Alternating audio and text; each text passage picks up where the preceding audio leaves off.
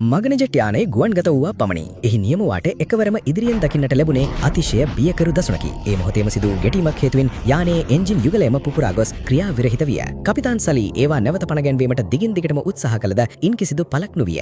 යානයේ සිටි මගීන් 155 දෙනා තමන් දැඩි ජීවිත අවදානමකට ලක්ව ඇති බවක් දැන සිටියේ නැහැ. ගුවන් සේවිකාවන්ට හැකි වූයේ යානයේ යම් කඩතුළු සහිත කැළඹිලි ස්වභාවයකට ලක්ව ඇති බව පවසමින් ඔවුන්ව සංසුන් කිරීම පමණි. මේ අතර සහාය නියමුවා වහාම හදිසි පියවර ලේඛනය අතරගෙන එන්ජින් යුගලයේම අක්‍රිය වූ අවස්ථාවක අනුගමනය කළ යුතු ක්‍රියාපටිපාටි ක්‍රියාත්මක කිරීමට පටන් ගත්තේ. කපිතාන් සලී සහාය ඉල්ලා වහාම පාලන කුළුණ හා සම්බන්ධ විය. එහි සිදුවෙමින් පවතින දේ දැනගත් වහාම පාලන කුළුණෙන් නෝග කළේ යානය නැවත ගුවන් තොටුපළ වෙත හරවන ලෙසයි. නමුත් ඒ සඳහා තිබූ අවස්ථාව ඉතා වේගයෙන් ගිලිහී යමින් පැවතුණි. එම කෙටි සංනිවේදනයෙන් පසුව පවා යානය ගමන් කරමින් තිබූ උස අනතුරුදායක ලෙස පහළ බැස තිබුණි. ඔවුන්ට පහළින් වූයේ ජනාකීර්ණ නගරයකි. නැවත හැරී යාමට කිසිදු මගක් නොමැති බව කපිතාන් සලීට ක්ෂණිකව වැටහුණි. ඔවුන්ගේ ජීවිත බේරා ගැනීමට තිබූ එකම අවස්ථාව වූයේ ගඟ මතට හදිසි ගොඩ බැස්වීමක් සිදු කිරීම පමණි. ජලය මතට යානයක් ගොඩ බැස්වීම අතිශය අවදානම් සහගත එකක් විය. යානයේ බඳ කොටස හෝ පියාපත් මුලින්ම ජලයේ වැදුනහොත් තත්පර කිහිපයක් ඇතුළත මුළු යානයම කැබලි වලට කැඩී යාමට ඉඩ තිබුණි. පාලන කුළුණ විසින් අසල ඇති ගුවන් තොටුපළකට යානය ගොඩ බස්වන ලෙස දිගින් දිගටම බල කිරීමට හේතුව එයයි.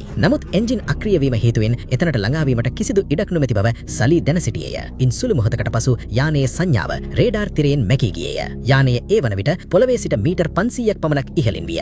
නියමුවා විසින් හදිසි ගොඩ බැස්වීම අනතුරු වැංගීම නිකුත් කරන ලදී. යානය තුළ සිටි ගුවන් සේවිකාවන් සිදුවීමට යන ඉම්පැක්ට් එකට මුහුණ දීම සඳහා සූදානම් වන්නත ලෙස මගීන්ට උපදෙස් දුන්නේය. සැමෝම නිසි ඉරියව්වලට පැමිණි පසු කපිතාන් සලී පාලන ලීවර තදින් අල්ලා ගත්තේය. තම ජීවිත කාලය පුරාම ලැබූ පියාසර අත්දැකීම් උපයෝගී කරගෙන යානය ආරක්ෂිතව පහළට ගැනීමට ඔහු සටන් කළේය. අවසානයේදී සලීගේ අසාමාන්‍ය දක්ෂතාවයට පින් සිදුවන්නට යානය අතිශයින්ම සමබල අයුරින් හඩ්සන් ගඟ වෙත පතිත වුණේය. යානයේ බඳ කොටසට හානියක් වී නොමැති බවද ඔවුන්ගේ අර්බුදය නිම වී තිබුණේ නැහැ. අධික ලෙස ශීතල කළ ගඟා ජලය යානය තුළට ගලා එන්නට පටන් ගත්තේය. කපිතාන් සලී පෞද්ගලිකවම මගීන් සිටින කොටසට පැමිණ සැමෝම ජීවිතාරක්ෂක ජැකට් පැළඳ සිටිනවාදයි තහවුරු කරගෙන වහාම යානයෙන් ඉවත් වන්නට නියෝග කළේය. ගුවන් සේවිකාවන් හදිසි පිටවීම් තොරතුරු විවර කළ පිම්බූ ලිස්සා යාම් ක්‍රියාත්මක කළේය. මගීන් ජනවේලවන් තුරා පිටතට පැමිණ පියාපත් මත රැඳී සිටියේය. මගීන් සහ කාර්ය මණ්ඩලයේ යන දෙපිරිසම ඉතා සංසුන්ව විනායකරුවව යානයෙන් ඉවත් වුණේය. නොබෝ වේලාවකින් අසල තිබූ මුදව් ගැනීමේ කණ්ඩායම් එම ස්ථානයට පැමිණ සැමෝම බෝට්ටු වෙත නඟවා ගැනීමට පටන් ගත්තේය. ගුවන් සේවිකාවන් යානයෙන් ඉවත් වීමට පෙර අවසාන මොහොත දක්වාම